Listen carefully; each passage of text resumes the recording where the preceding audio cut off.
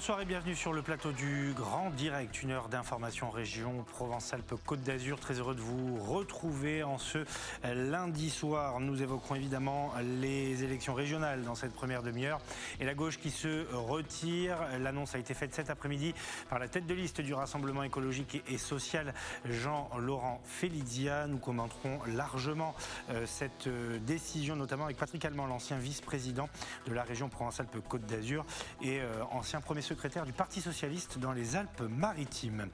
À la une ce soir également la fête de la musique, mais en intérieur, une fête de la musique inédite. Donc nous irons à Nice notamment pour voir comment tout cela se met en place. Vous verrez qu'à Marseille, la préfecture de police sera dans un deuxième temps dans cette émission, a interdit les rassemblements sur la place de la Plaine suite à un appel sur les réseaux sociaux. Et puis c'était aujourd'hui le premier jour du grand oral pour les candidats au bac, une épreuve inédite dans un contexte tout à fait particulier. Reportage également à suivre. Voilà pour le menu de ce grand direct. Nous allons parler largement des élections régionales, des départementales. On fera un point également dans cette émission département par département. Sébastien Serrano sera avec nous en plateau. Nous rejoindrons Guilhem Ricavi, le directeur des rédactions du groupe La Provence, pour faire un focus sur les Bouches-du-Rhône. Mais la grosse actualité du jour, ce sont les régionales. On va jeter un œil aux résultats sortis des urnes hier soir avec donc Thierry Mariani, les résultats qui sont consolidés, qui est en tête avant ce second tour qui aura lieu dimanche prochain, 36,38% des voix. Renaud Muselier pour LR, LREM, UDI et Modem est deuxième avec 31,91% des voix. Et Jean-Laurent Felizia qui, lui, cumule 16,89% des voix. On ne va pas détailler la page suivante, si ce n'est pour vous dire que Jean-Marc Governatori est bien au-dessus des 5%. Il va donc pouvoir fusionner sa liste, probablement avec Renaud Muselier, c'est ce qu'il nous a dit hier soir en direct. Un chiffre à vous montrer également, il a son importance, on le reverra un petit peu plus tard dans cette émission, c'est celui de l'abstention définitive dans notre région. 66,28% des électeurs ne se sont pas déplacés. Le feuilleton depuis hier soir, c'est la décision qu'allait prendre et qu'a prise donc Jean-Laurent Felizia, le leader de la liste de gauche qui est à presque 17% des voix. Dans un premier temps, Jean-Laurent Felizia ne voulait pas se retirer ses listes, mais suite à la pression des états-majors, notamment des écologistes, du Parti socialiste, même des communistes qui composent cette liste, eh bien Jean-Laurent Felizia en a fait l'annonce cet après-midi. Il se retire. Je vous propose d'écouter sa déclaration au micro de Manon Mujica. La défaite de la haine et de l'intolérance n'est pas certaine dans notre région si nous nous maintenons. Je n'ai pas le droit de jouer avec le feu pour l'avenir de nos enfants, de nos petits-enfants. Reconstruire ou exister ou prendre le risque, même calculé ou maîtrisé, de laisser Marine Le Pen faire de PACA le marchepied de ces funestes ambitions. Je le dis à toutes et tous qui êtes là, ce ne sont pas les pressions, finalement, si dérisoires, qui ont emporté la décision. Croyez bien que personne n'a plus de peine que moi à vous dire et à vous le dire avec insistance ce soir, mais au régional, dimanche, je voterai pour Renaud Muselier, pour battre Mariani et sa triste cohorte. Voilà la déclaration de Jean-Laurent Felizia il y a une heure à 17h, faite devant la presse. Bonsoir Patrick Allemand, merci d'être là ce soir en direct. Vous avez été vice-président du conseil régional France-Alpes-Côte d'Azur sous la présidence du socialiste Michel Vauzel. Vous avez été également premier secrétaire du Parti socialiste dans les Alpes-Maritimes. Votre voix compte toujours. Vous avez soutenu cette liste, Patrick Allemand, de toutes vos forces durant la campagne et vous étiez pour que Jean-Laurent Felizia, au vu de l'écart qu'on a aujourd'hui, ces 4 points, se retire. Moi, j'ai soutenu cette liste, j'étais même dernier sur la liste dans les Alpes-Maritimes, parce que j'estimais qu'elle était porteuse d'une espérance, dans le sens où il y avait eu une capacité de construire un rassemblement, à la fois de la gauche et des écologistes. Et ça pouvait permettre d'envoyer un signal à nos électeurs en leur disant cette fois-ci, le rassemblement a pu s'opérer, ça vaut le coup d'aller voter, puisqu'on sait qu'on a beaucoup d'électeurs qui s'abstiennent depuis un bon moment. Mais toutes les conditions, malheureusement, n'ont pas été remplies, notamment avec l'éviction de la France Insoumise et d'autres problèmes qui se sont greffés dessus. Et donc, finalement, cette liste, malgré les efforts des uns et des autres, elle n'a pas véritablement décollé. Et donc, c'est ce qui nous amène au résultat d'hier soir. Alors, ce résultat, il est ce qu'il est. Vous dites que la liste n'a pas décollé, mais pour un courant qui était absent depuis 6 ans du Conseil régional, quasiment 17% des voix, c'est quand même une part non négligeable. Est-ce que vous pensez que vos électeurs, vos militants sont prêts à un deuxième mandat consécutif sans la présence de la gauche dans l'hémicycle ? De toute manière, c'est ce qui va se produire. Et je veux quand même ici saluer le courage de Jean-Laurent Féliziat d'avoir finalement décidé de retirer cette liste. Parce que c'est une très lourde responsabilité. Et qu'elle repose, et d'ailleurs c'est quand même quelque part un vrai problème, elle repose sur les épaules d'un seul individu, qui est le tête de liste régionale, et qui doit prendre en compte l'avis des départements, l'avis des directions nationales, mais la décision finale, in fine, le seul patron, c'est le tête de liste régionale. Et donc cette décision, c'est la sienne, et elle est courageuse, moi je trouve, pour l'ensemble de la gauche, parce qu'elle va permettre de construire un front républicain, et un front républicain efficace, qui devrait éloigner de la région Provence-Alpes-Côte d'Azur le péril du Front National. Patrick Allemand, vous restez avec nous. Nous accueillons Marion Bareil, qui est colistière de Renaud Muselier dans les Bouches-du-Rhône et surtout maire des 13e et 14e arrondissements. Bonsoir, maire LR, merci d'être là. Le suspense n'aura pas duré très longtemps, grosse pression sur Jean-Laurent Féliziat. Aujourd'hui, Renaud Muselier a donc toutes les cartes en main. Concrètement, c'est une bonne nouvelle pour votre liste. Est-ce que vous allez discuter aussi, du coup, avec les colistiers de Jean-Laurent Féliziat? Écoutez, c'est effectivement une très bonne nouvelle et je salue vraiment l'ensemble des courants politiques qui constituent cette liste. Ça n'a pas été un choix simple, mais c'est un choix important, ça demande du courage et il était vraiment nécessaire que l'on puisse s'entendre pour faire barrage contre les partis d'extrême. Encore une fois, moi, voilà, je me suis engagée en politique pour ça. Et le 7e secteur en est l'exemple, puisque nous avons réussi également à nous entendre, ce qui nous a permis de battre le Rassemblement national et d'être là aujourd'hui sur le plus gros secteur de Marseille, 160 000 habitants.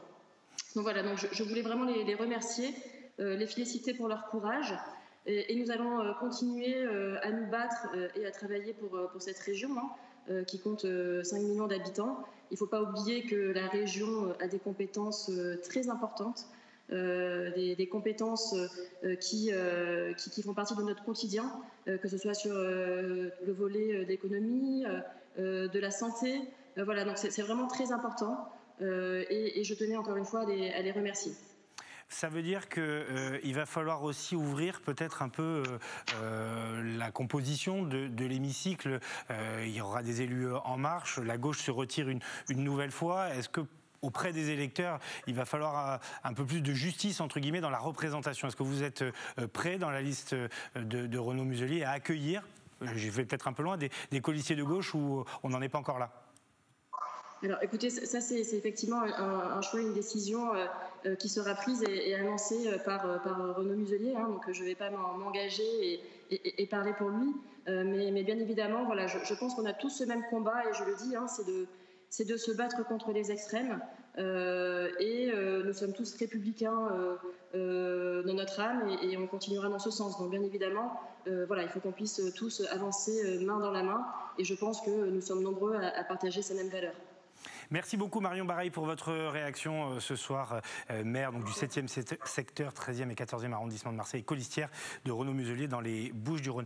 Patrick Allemand, est-ce qu'il faut éviter l'écueil du mandat précédent. Est-ce que vous appelez Renaud Muselier à ouvrir encore les listes ou à créer cette institution qui n'a jamais vu le jour lors du précédent mandat qu'on vous avait promis? Ça, je veux dire, maintenant, la décision lui appartiendra s'il est élu, parce qu'il faut encore quand même le faire élire dimanche. Mais cette conférence régionale s'est révélée un gadget et n'a pas tenu l'espace d'un été. Donc si c'est pour refaire ce type de démarche, en tout cas, moi, je ne la cautionnerai pas. Ça n'a rien à voir, il faut que ce soit clair. On a vu un Jean-Laurent Félidia quand même marqué. C'est normal. Et qui dit qu'il n'a pas cédé à la pression, mais quand même, quand les états-majors parisiens, écologistes, socialistes... Vous savez, en politique, la situation change très vite. À 21h hier, il y a 1 point d'écart entre Renaud Muselier et Thierry Mariani. Donc on peut comprendre sa première intervention. Mais ce matin, lorsqu'on a les résultats définitifs, il y a plus de 4 points d'écart. Et si on rajoute les voix de Debout la France et de la liste Zou, on dépasse un seuil symbolique qui est celui des 40%. Donc il y a le feu. Et donc il y a urgence à prendre des dispositions pour construire le Front républicain. C'est ce qu'il fait. Mais moi, j'ai été dans cette situation avec Christophe Castaner. En 2015. En 2015. Mais vous savez, c'est très douloureux. Quand vous êtes élu et que vous devez volontairement renoncer à votre siège parce que, quelque part, l'enjeu est plus grand que nous-mêmes, ça reste quand même quelque chose de très douloureux. Moi, j'ai vu des gens à l'époque qui étaient en pleurs le soir de ce renoncement-là. Donc, je vois très bien l'état d'esprit dans lequel doivent être les équipes aujourd'hui, les équipes de militants, les équipes de candidats, et je profite du fait que je sois sur ce plateau pour saluer tout leur travail pendant toutes ces semaines et leur dire que, de toute manière, un jour viendra où cette reconquête de cette région s'opérera.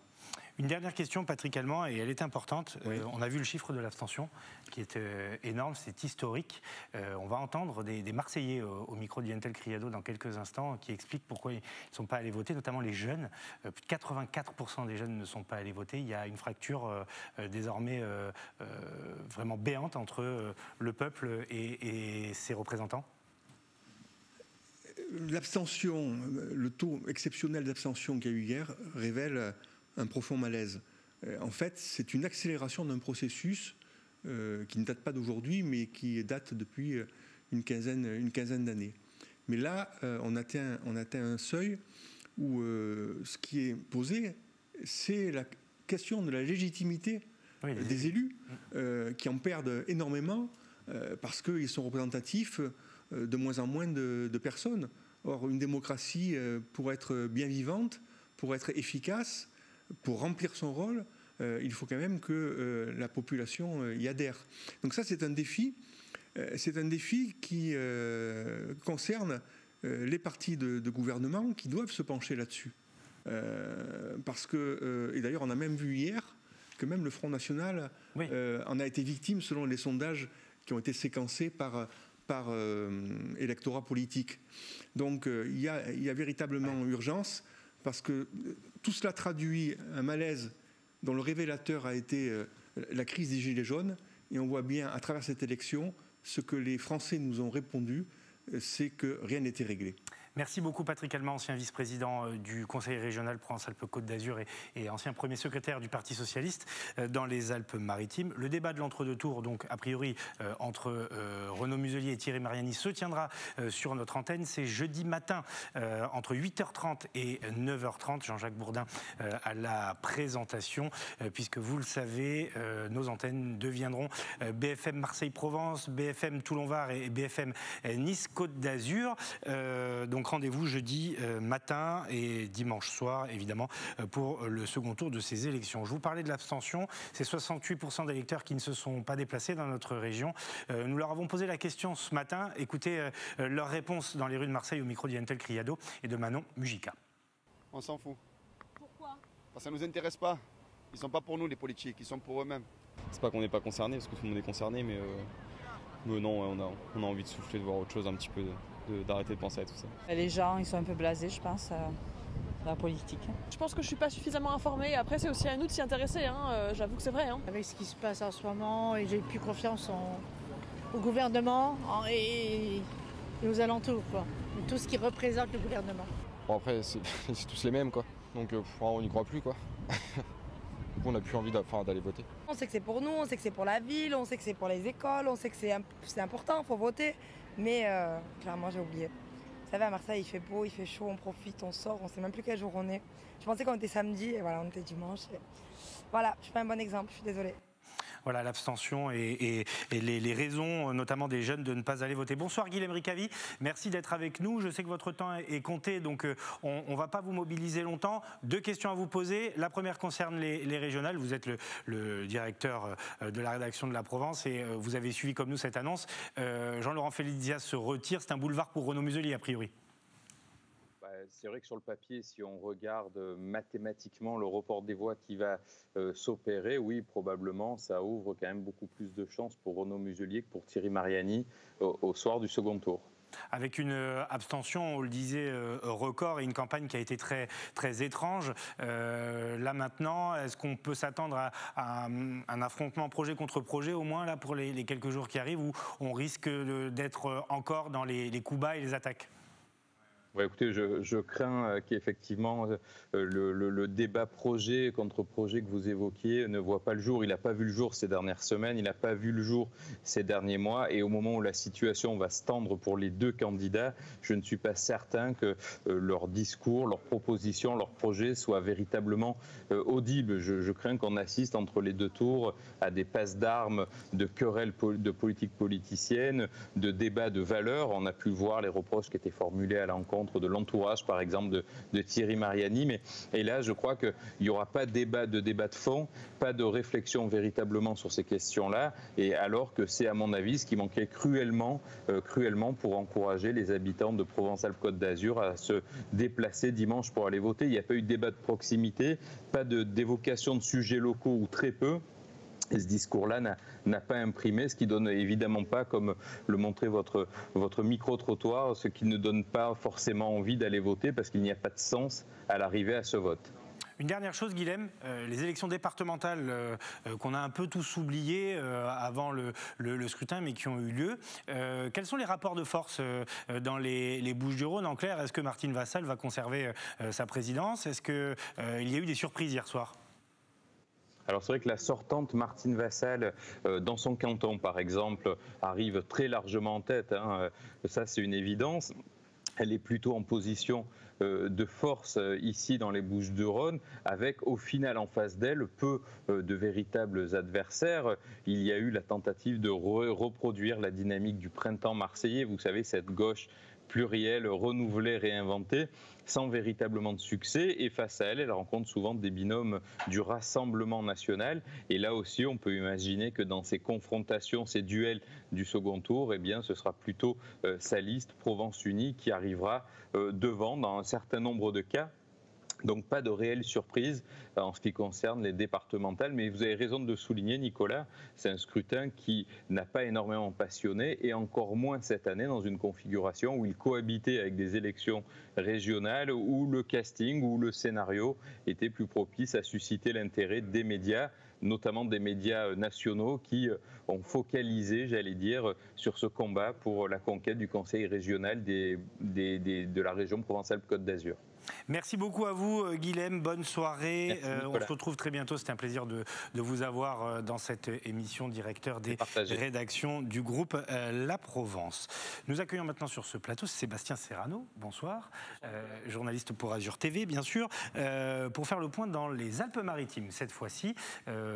Sur les départementales toujours, pas de grosses surprises pour le moment, mais on va voir ensemble que le Rassemblement national a tiré parfois sur certains cantons son épingle du jeu, mais l'enseignement principal, c'est que la droite reste maîtresse sur ses terres. Oui, plus que jamais, c'est vrai que c'est ce qui ressort de cette soirée avec ces élections. 27 cantons dans les Alpes-Maritimes, dont 9 cantons niçois. La droite arrive en tête dans 22 cantons sur 27 et a remporté 2 cantons dès le premier premier tour, elle est favorite. On va le dire tout de suite sur ces cantons où elle arrive en tête. La droite forte s'est imposée. On va partir à Cannes déjà, où David Lisnard, on le sait ici, bénéficie d'un socle d'électeurs assez sérieux. Eh bien, le maire de Cannes. Hein. Le maire de Cannes, évidemment. Réélection de David Lisnard qui arrive donc en tête avec Alexandra Martin, avec près de 78% des voix face au Rassemblement national à 15%. C'est un record, puisque David Lisnard obtient le score le plus élevé du département. Voilà pour Cannes. On va avec un bureau, un canton, on a beaucoup voté aussi. C'est vrai. Enfin, beaucoup plus qu'ailleurs, parce que ça reste quand même faible. Mais... C'est vrai, c'était pas très compliqué, mais c'est vrai que ça restait faible. Canton de Tourette-le-Vin aussi avec la réélection de Éric Ciotti qui arrive en tête, lui aussi avec environ 63% des voix face au Rassemblement national à 19%. Éric Ciotti, il fait mieux qu'en 2015 où il avait rassemblé 51% des voix au premier tour. Il s'est exprimé hier lors de votre soirée spéciale, Nicolas, et il se félicitait de sa réélection et de celle de David Lisnard. On va l'écouter. Le binôme élu au premier tour dans les Alpes-Maritimes, c'est celui que j'incarnais avec Christelle Dentorny. Et puis il y a également David Lisnard. J'y vois le signe de la victoire aussi, d'une ligne claire. Je veux souligner également que dans la majorité, nous sommes autour du président Ginesy et que lui-même obtient un score de 60% des voix, magnifique score, même s'il lui manque les 25% des inscrits, barre difficile en milieu urbain à être atteinte. Voilà, mais ce soir je suis, et je veux vous le dire, excusez-moi, je suis très heureux de cette victoire et je veux remercier tous ceux qui ont apporté leur contribution.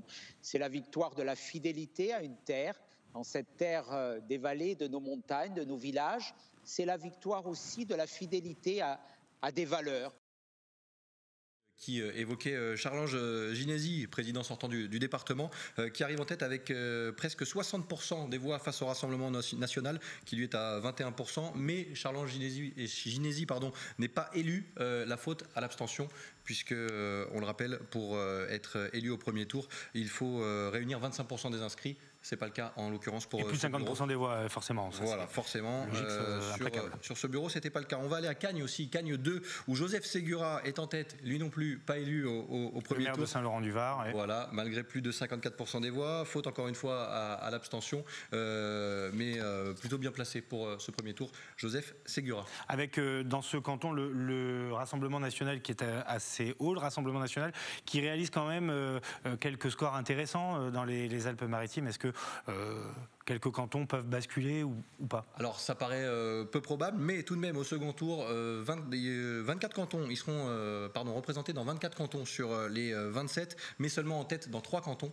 On va les évoquer ensemble. 4-sur-Mer 1 avec Caroline André et Cyril Tribuani, près de 36% des voix devant la liste des Républicains, Karine Papy et Roland Constant, près de 29% des voix pour eux. Et à Menton également, le Rassemblement national est en tête avec Anthony Malvaux et Pascal Véran qui devancent avec près de 41% des voix la liste Union de droite portée par Gabriel Binot et Patrick Césari, le maire de Roquebrune, avec 37% des voix. Et puis parmi les 9 cantons niçois, seul un canton est dominé par le Rassemblement national, celui de Nice 8, la liste d'Odile Tixier de Gubernatis, qui devance la liste des Républicains de Bernard Chex et Anne Ramos-Mazzucco avec à peine un petit pourcent d'écart entre les deux listes. Oui, donc ce qui évidemment promet un match serré au second tour. En 20 secondes pour terminer, Sébastien Lagauche avait le canton de Comtes notamment, tenu par les communistes, celui de Moinsartou aussi, avec Jean-Raymond Vinciguerra qui tirait sa révérence. Est-ce qu'ils ont conservé leur canton? En tout cas, Francis Tujag le disait hier, liste communiste, on résiste, on est toujours là, avec Valérie Tomasini, ils sont en tête avec 41% des voix à Comtes, devant Céline Duquesne et le maire de Breil, Sébastien Olaran, à 34%. À Grasse également, vous l'avez évoqué Nicolas, Marie-Louise Gourdon et Mathieu Porciat-Ici, divers gauche, en tête avec un peu plus de 35% des voix devant la liste du Rassemblement national de Liliane Thomas et Jean-Yves Tussy à 23%. C'était pas gagné d'avance pour Marie-Louise Gourdon avec le retrait de Jean-Raymond Vinciguerra, qui était lui vainqueur des 4 dernières élections dans ce canton. Finalement, elle a fait mieux que résister. Elle a fait mieux que résister, mais second tour quand même, qui sera indispensable. Merci beaucoup. Je rajoute une petite info déception pour Xavier Garcia, qui est le premier secrétaire du Parti Socialiste dans les Alpes-Maritimes et qui, lui, n'a pas réussi à se hisser au second tour. Merci beaucoup, Sébastien Serrano. Avant de parler de la fête de la musique, juste un regard, un œil sur les résultats également des départementales dans le Var. Ce qu'il faut retenir avec Marion Colangelo. La majorité sortante peut se réjouir dans le Var. Lors du scrutin des élections départementales, les électeurs se sont largement exprimés en faveur des listes de droite, conduites notamment par le président sortant Marc Giraud.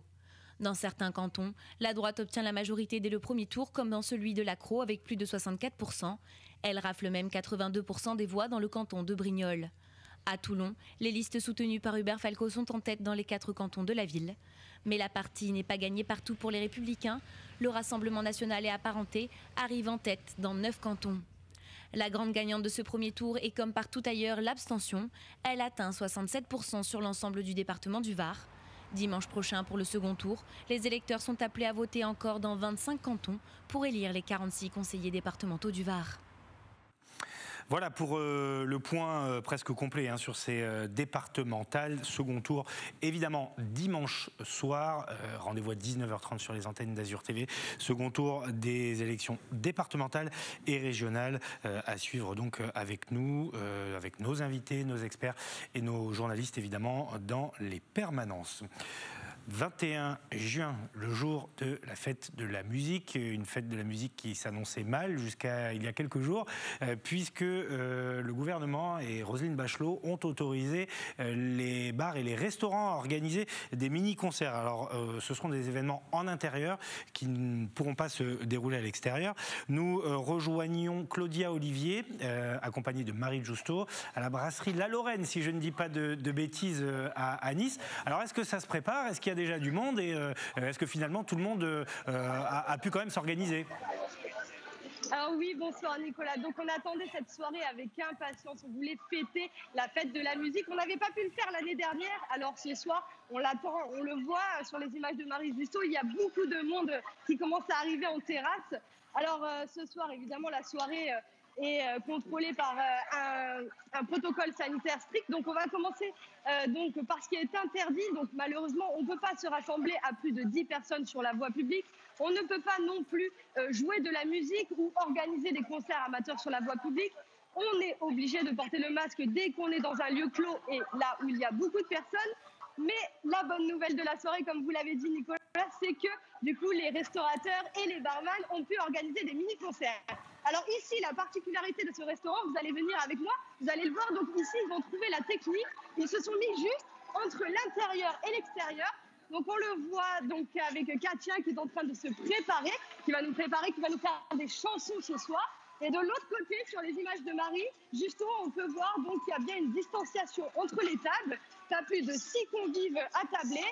Et évidemment, dès qu'on se lève, on porte le masque. Et pour finir, on va vous montrer juste l'image qui est ici, là, au niveau de la télé. Ça va permettre aux gens de pouvoir participer toute la soirée donc au concert organisé par Katia qu'on ira voir tout à l'heure. Donc voilà, on le voit, Nicolas, tout est prêt ce soir pour fêter et pour célébrer la fête de la musique.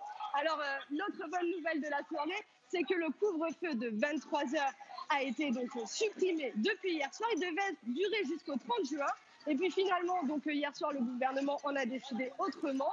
Et donc, les Niçois qui ne travailleront pas demain matin pourront célébrer la fête de la musique jusqu'au bout de la nuit. Merci beaucoup Claudia Olivier, à tout à l'heure. Vous serez donc avec Katia et Marie Justo. Avant d'attaquer la deuxième partie de ce grand direct, on s'intéresse rapidement au grand oral. C'était une épreuve inédite cette année pour les futurs bacheliers. Cette épreuve devant un jury, c'est Kelly Vargin qui s'est rendu dans un lycée de Nice, là encore pour voir comment tout cela s'est passé pour les candidats. Ça va les filles, vous n'êtes pas trop stressées? Bon, un petit peu, donc essayez de vous décontracter, présentez debout et vous affirmez.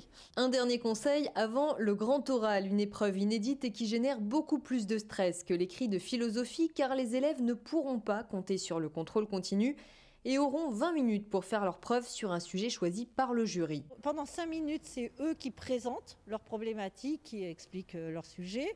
Ensuite, il y a 10 minutes d'échange avec le jury.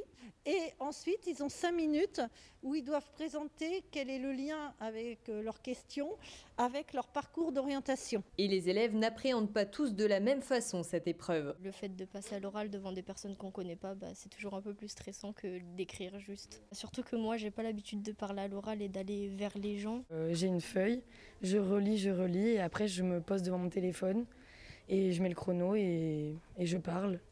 Et après, j'améliore ce qu'il faut améliorer. Voilà. C'est l'épreuve où j'ai le plus travaillé. Après du temps, un peu tous les soirs et voilà. J'ai pas forcément répété, mais j'ai bien appris mon texte et j'ai appris les notions importantes et c'est bon, ça devrait suffire. Je vais improviser quand j'aurai besoin de réponses et voilà. Après les 20 minutes de préparation et les 20 minutes d'oral, Lina ressort soulagée. La question était, la Californie est-elle un modèle de transition énergétique ? Ça s'est assez bien passé, je reste quand même assez dubitative, peut-être que j'ai mal préparé certaines questions, mais bon, dans l'ensemble, j'ai quand même réussi à poser des réponses. Une petite centaine d'élèves passent l'épreuve aujourd'hui dans ce lycée et les examinateurs l'assurent, ils ne sont pas là pour les mettre en difficulté. Ah oui, pas du tout, nous on est là pour les relancer, s'ils ont des trous, pour s'intéresser à ce qu'ils font et pour aller dans leur sens, non, complètement. Et pour la grande majorité, ils ont quand même bien répondu à l'exercice, sont prêts, quoi. Avec aussi de jolis parcours, de jolis choix. Parmi ces lycéens, certains envisagent de poursuivre des études de droit, de communication, de psychologie ou encore de musique. Voilà le grand oral, bonne chance évidemment à tous les candidats cette année. On se retrouve dans quelques instants pour la deuxième partie de ce grand direct sur les antennes d'Azur TV. Pour vous informer au plus près de chez vous, Azur TV devient BFM Marseille-Provence, Toulon-Var, Nice-Côte d'Azur.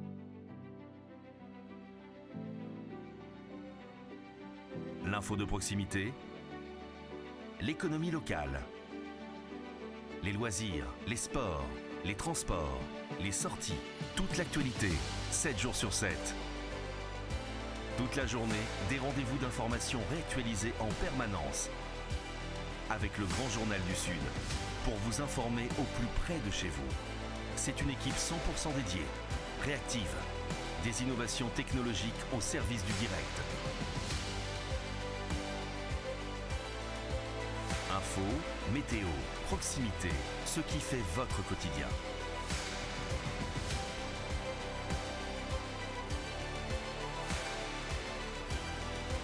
BFM Marseille-Provence, BFM Toulon-Var, BFM Nice-Côte d'Azur.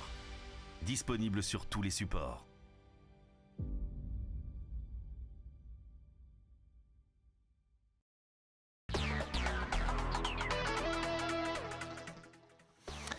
Vous êtes bien sur les antennes d'Azur TV, l'heure du grand direct, une heure d'information consacrée à la région Provence-Alpes-Côte d'Azur. On attaque la seconde partie de cette émission avec évidemment les régionales, la gauche qui se retire, mais le Rassemblement national qui n'en demeure pas moins en tête au soir du premier tour. Nous regardons les chiffres au début de cette deuxième partie, département par département. Quelques réactions également à vous faire entendre.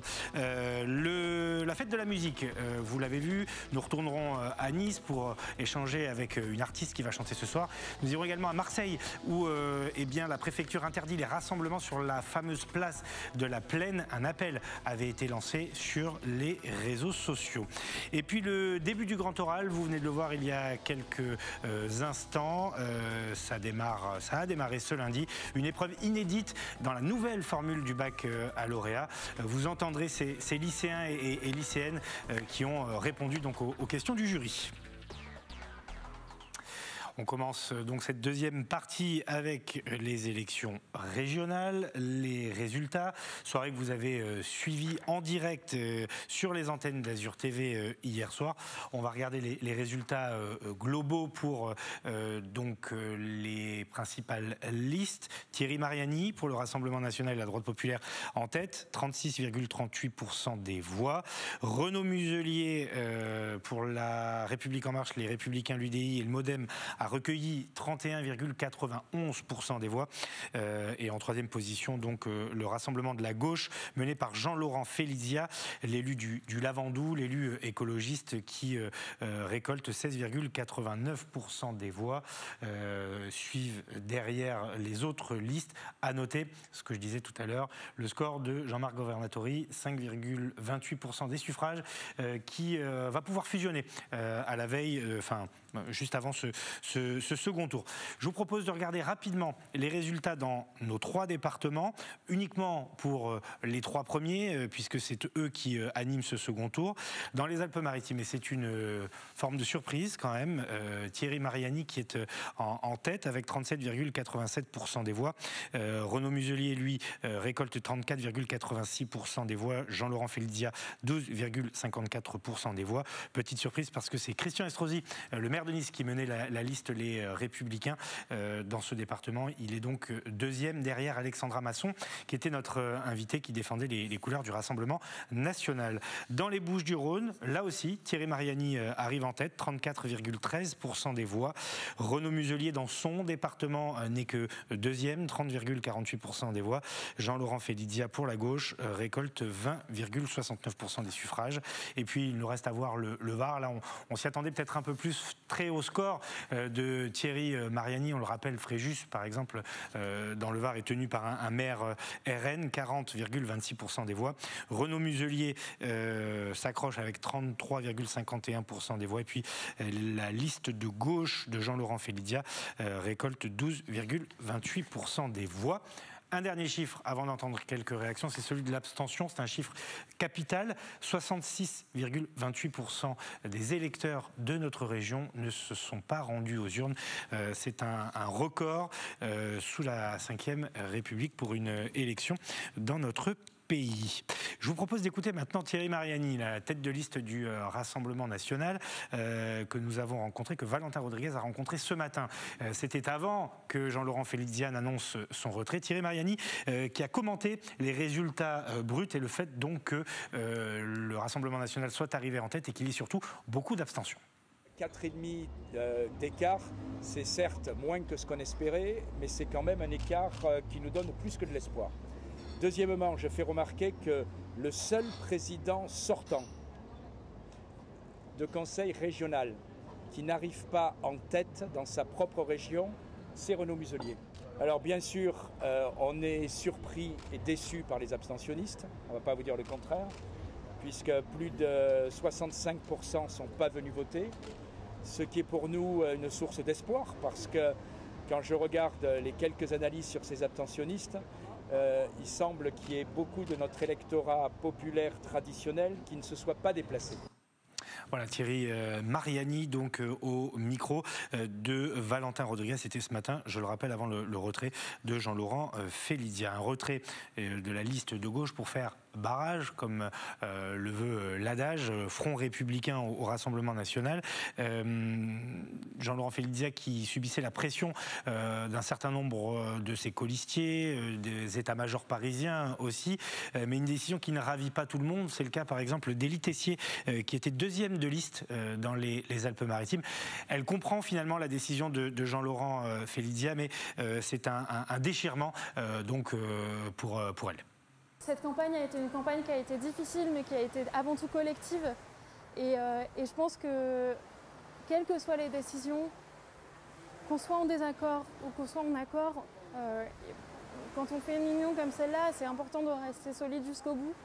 Et quand tous les militantes quasiment ont appris ça par voie de presse, dans les heures qui suivent, suivaient la décision sans tellement savoir si c'était vrai ou non, je trouve que c'est un immense manque de respect de la part des militantes et des militants. Sinon, sur la décision, voilà, je la comprends. Je peux qu'être d'accord avec le fait qu'on fait tout pour battre le Front National. Et pour autant, voilà, effectivement, c'est dommage parce que je pense vraiment que cette voie de gauche et cette voie écologiste va cruellement manquer dans les années qui viennent dans cette région Provence-Alpes-Côte d'Azur. Voilà les listes qui peuvent être déposées jusqu'à demain soir, mardi soir, 18h. Donc Jean-Laurent Félidia qui ne participera pas a priori, sauf énorme surprise, à notre grand débat jeudi matin sur les antennes de BFM TV et sur les antennes d'Azur TV. Jeudi 24 de 8h30 à 9h30. Jean-Jacques Bourdin à la présentation donc pour modérer ce débat entre Thierry Mariani et Renaud Muselier. Les antennes antennes d'Azur TV qui vont devenir les antennes de BFM Marseille-Provence, BFM Toulon-Var et BFM Nice-Côte d'Azur.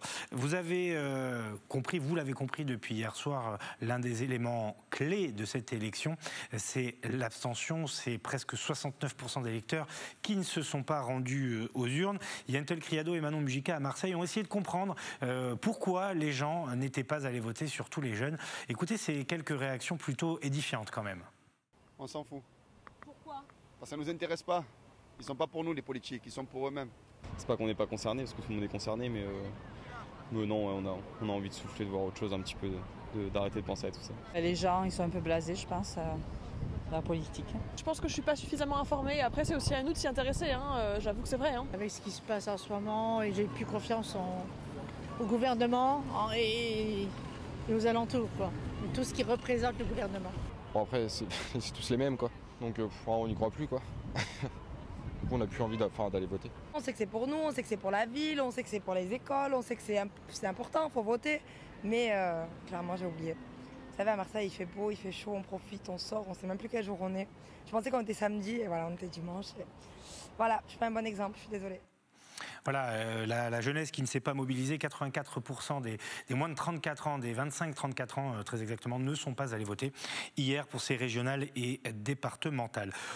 Au rayon des bonnes nouvelles et des respirations, quand même, il y a la fête de la musique ce soir et ces autorisations données aux restaurants et aux bars d'accueillir des mini-concerts en intérieur. On l'a vu avec Claudia Olivier tout à l'heure à Nice. Certains ont même trouvé la parade pour s'installer sur des zones tampons entre l'extérieur et l'intérieur. Claudia, vous êtes toujours donc à la brasserie La Lorraine à Nice. Vous nous avez présenté le dispositif tout à l'heure. Et là, vous êtes avec Katia. C'est toujours ça qui va chanter ce soir, qui va retrouver le public. Alors oui, effectivement, donc ce soir je suis donc à la Lorraine, donc je suis avec Katia. Donc juste pour vous préciser, la décision qui a été donnée d'autoriser les restaurateurs à organiser des mini-concerts a été donnée un peu tardivement. La ministre de la Culture, Roselyne Bachelot, a donné l'autorisation jeudi dernier. Et certains restaurateurs qu'on a appelés cet après-midi nous ont dit qu'ils n'avaient pas eu le temps de trouver ni des musiciens ni des groupes de musique pour célébrer la fête de la musique. Mais heureusement qu'ici, le restaurateur a pu compter sur Katia. Bonsoir Katia. Donc, qu'est-ce que ça vous fait ce soir de pouvoir rejouer, chanter devant un public pour la fête de la musique? Enfin, je dirais, voilà, enfin, on va pouvoir chanter ailleurs que dans sa salle de bain. Voilà. Et retrouver un petit peu des gens et partager surtout, parce que la musique, c'est avant tout du partage. C'est essayer de donner du bonheur aux gens. Et s'il n'y a pas ça, voilà, moi j'avoue que la musique, pour moi, c'est vital. Donc, et pour beaucoup de personnes. Donc c'est vraiment important de pouvoir partager, quoi. Voilà. Qu'est-ce que vous avez préparé ce soir? Alors on a préparé un petit peu de tout musicalement pour essayer de plaire à un maximum de personnes. Mais surtout, on voulait vraiment que les gens participent à cette fête, qu'ils ne soient pas seulement spectateurs. Donc on a préparé en fait les musiques que je vais chanter. C'est pas exactement un karaoké. On va faire chanter les gens. On a un écran qui est ici, un écran également là. Et en fait, les gens à table vont pouvoir quand même chanter avec moi. Et du coup, on voulait pas faire un karaoké parce qu'on veut pas, justement pour des raisons sanitaires, on va pas passer le micro. Le micro, c'est que moi qui chante, mais les gens vont pouvoir accompagner et chanter en chœur. Voilà, donc c'est quand même du partage, mais on respecte tout en respectant les règles. On voulait éviter que ça danse trop ensemble, etc. Voilà, donc les gens vont rester quand même assis le plus possible. Mais ils peuvent se lever un petit peu, faire la fête, mais on va essayer de respecter quand même pas trop de contact. Voilà. Une dernière question. Justement, est-ce que malgré un protocole sanitaire strict, est-ce qu'on peut célébrer la fête de la musique comme il se doit cette année? Écoutez, la preuve, nous on a trouvé en tous les cas des solutions, plus et à la en tous fin, les cas à la Lorraine, et je pense que ça va vraiment très très bien se passer. Voilà. Moi j'ai confiance, je sais que tout le monde a envie de s'amuser, de faire la fête, et il n'y a pas de raison. Après, comme je vous dis, voilà, on a trouvé des solutions, les gens vont chanter mais à table, et tout va bien se passer. Ouais. La musique, ça n'empêche pas, je pense, plein de choses, au contraire. Bah écoutez Katia, on va laisser vous terminer de vous préparer parce que vous êtes un petit peu en retard, effectivement. Voilà, donc et les Niçois viennent d'arriver en terrasse, ils sont prêts à entendre Katia. Juste pour terminer également, les salles de concert peuvent accueillir donc du public. Ça sera un public qui sera assis et ça sera une demi-jauge. Donc on peut le dire, cette année, on va enfin pouvoir refêter, célébrer la fête de la musique et commencer l'été comme il se doit. Merci beaucoup Claudia Olivier, vous étiez accompagnée de Marie Giusto à Nice donc pour le lancement de cette fête de la musique dans les établissements qui ont pu programmer des groupes ou des artistes.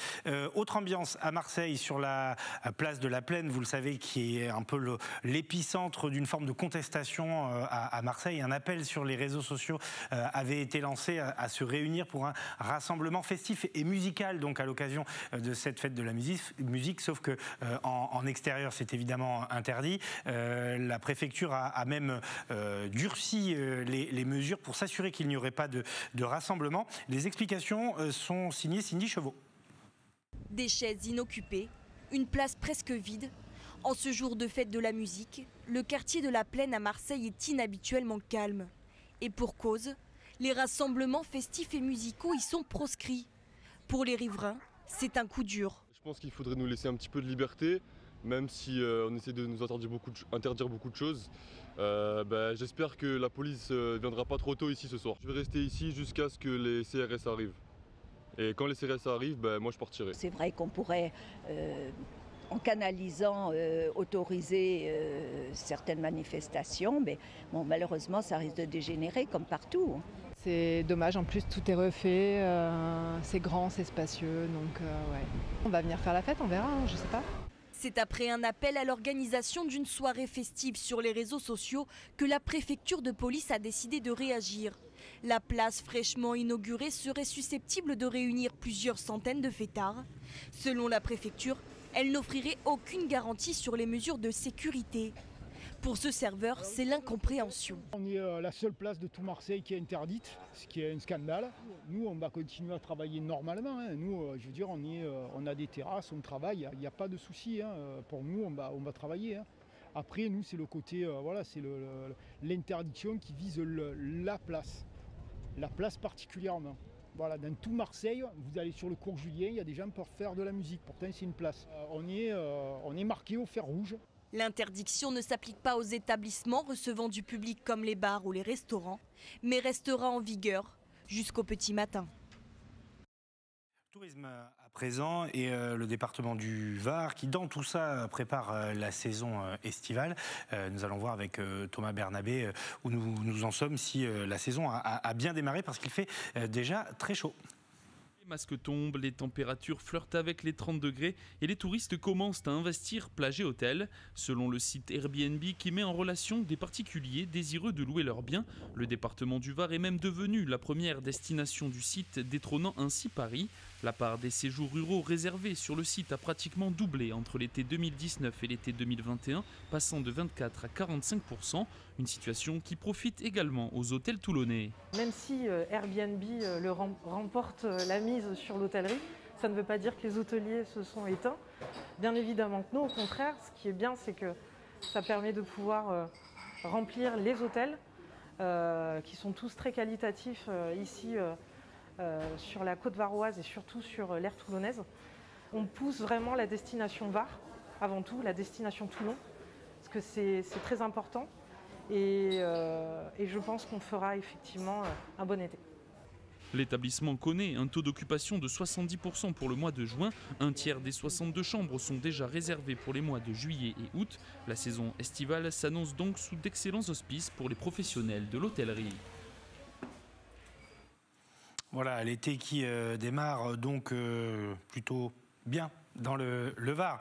On se retrouve dans un instant, une minute à peine, pour la dernière partie de ce Grand Direct.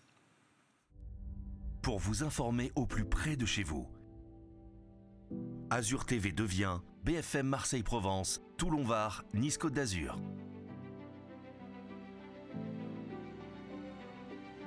L'info de proximité, l'économie locale.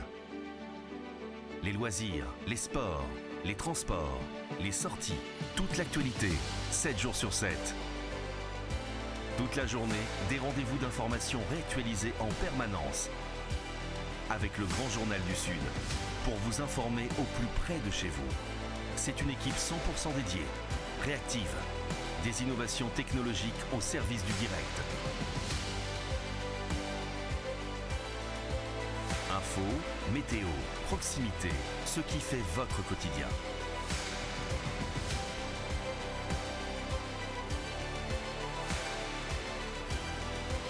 BFM Marseille-Provence, BFM Toulon-Var, BFM Nice-Côte d'Azur.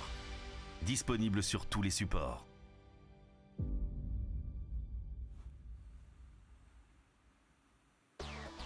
Vous regardez le Grand Direct et à la une de l'actualité ce soir, il y a aussi le soulagement des patrons de discothèques. Nous serons avec Christophe Longo dans quelques secondes, qui est le président du collectif des discothèques PACA Corse, patron de la Gioia à Aix-en-Provence. 9 juillet, rendez-vous le 9 juillet pour recommencer à faire la fête.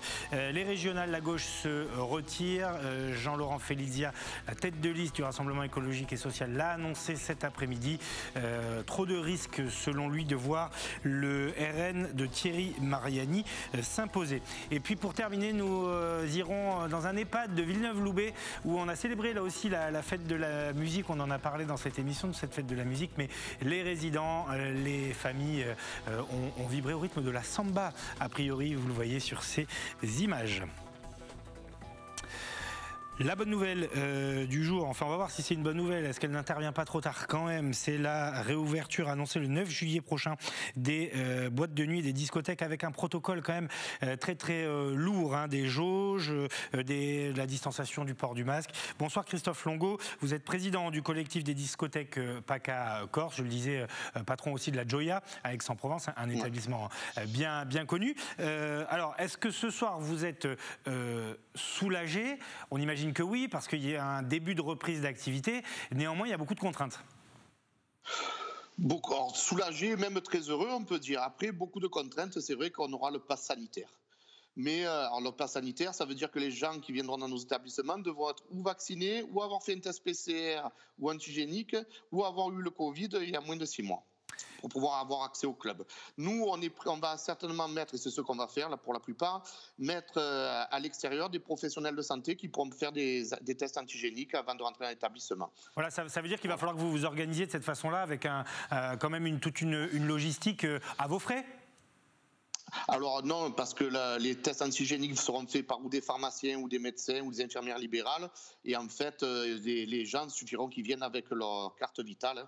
Tout simplement, puisque le test antigénique, quand vous allez dans une pharmacie, vous est remboursé. C'est assez inédit, ça, comme situation, aller en boîte de nuit avec sa carte vitale. Ouais, mais si vous voulez, il faut être honnête, je pense que c'était la seule solution pour qu'on puisse réouvrir. Alors, c'est vrai qu'on sera l'endroit le plus sûr de France, mais ce qu'il ne faut pas perdre de vue, c'est vrai que dans nos établissements, il y a la proximité. Donc là, les gens, ils pourront danser et se déplacer dans la discothèque sans masque. Alors, dans les intérieurs, avec 75% de jauge, on pourra accueillir que 75% de capacité d'accueil, et en extérieur, 100%. Économiquement, ça vous paraît viable? En gros, est-ce que vous allez pouvoir sauver vos activités qui ont été mises à mal? Plus de 15 mois de fermeture, vous n'avez jamais rouvert, vous, hein? Non, on n'a jamais rouvert. Bon, justement, il faut quand même. J'ai une grosse pensée. Il y a presque 200 établissements qui ne vont plus réouvrir. Hein. J'ai une grosse pensée pour ces patrons de clubs qui ont perdu leur travail et leur entreprise. Ça, il ne faut pas le perdre de vue quand même. Ça a été une catastrophe pour nous. Après, maintenant, avec 75% de capacité d'accueil, ça sera viable. S'il faut, on prendra un peu moins de personnel, mais notre activité pourra fonctionner sans problème. Maintenant, est-ce que on a surtout le pass sanitaire qui risque un peu de décourager certains. C'est pour ça qu'on propose un test antigénique à l'entrée de la discothèque.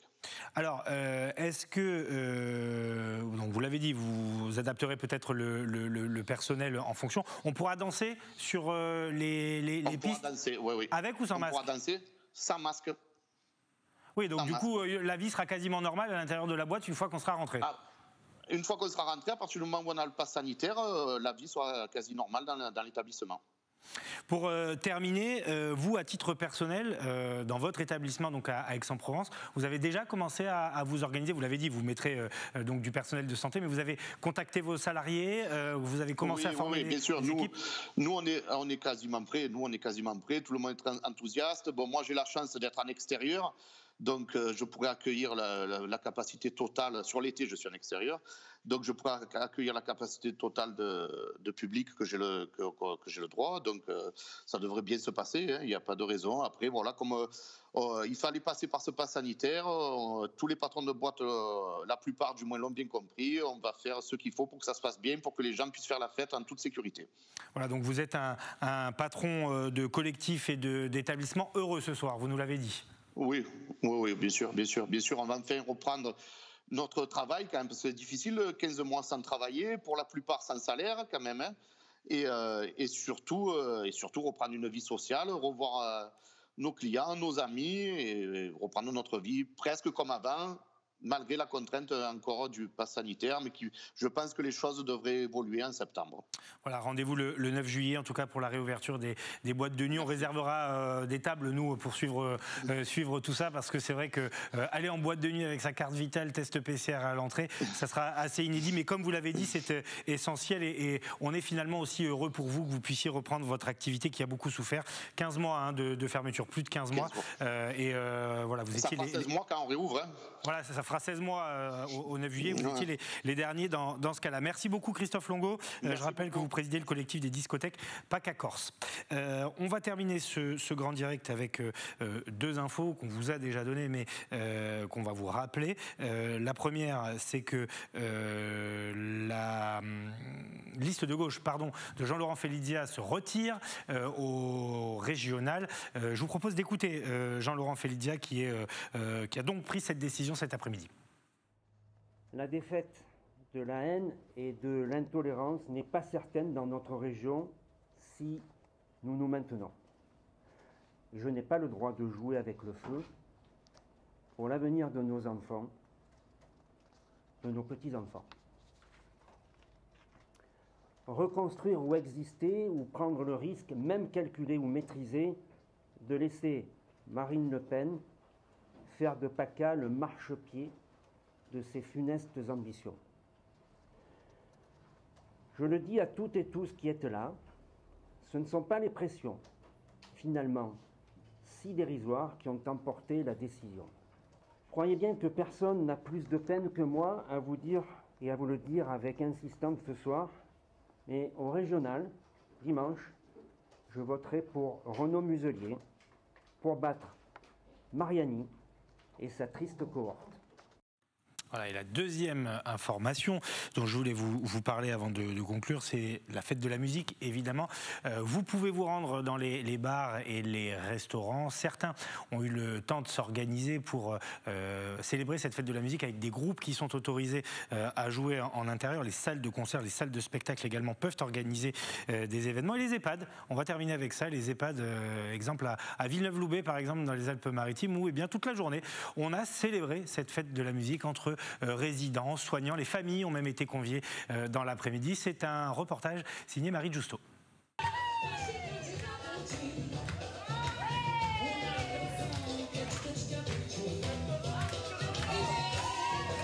Ambiance samba et carnaval de Rio pour les pas de Les Figuiers à Villeneuve-Loubet.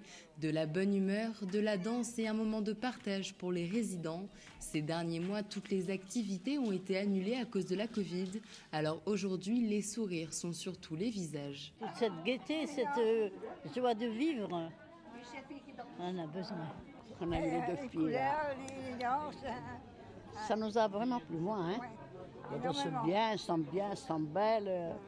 Il y a tout ce qu'il faut, voilà. Les filles sont très bien. Des groupes brésiliens, ça va être joli. Le personnel est aux petits soins. Entre le repas et les décorations, tout le monde s'y est mis dès 7h du matin. Après des mois de contraintes sanitaires, ces moments festifs font plaisir aux résidents comme aux salariés. même si la direction veille au respect des gestes barrières. On va toujours faire attention avec des tests PCR, une vaccination, la campagne de vaccination continue. Mais c'est vrai qu'on continue toujours à faire attention à l'extérieur pour l'intérieur. Je pense que c'est notre priorité. Même pendant Covid, on a essayé justement de faire beaucoup d'activités pour qu'ils ne s'aperçoivent pas en quelque sorte de tout ce qui se passe à l'extérieur. Mais c'est vrai que toutes ces animations, ces intervenants extérieurs, c'est quelque chose d'important parce que les maisons de retraite, c'est aussi des lieux de vie. Il y a la nourriture, il y a les activités, il faut participer dans un petit cocon familial en quelque sorte. Et c'est vrai que de les entendre rire, c'est vrai que c'est ce qui fait le plus plaisir, je pense. Dans l'après-midi, les résidents étaient rejoints par leur famille pour profiter ensemble du spectacle donné par les danseuses brésiliennes.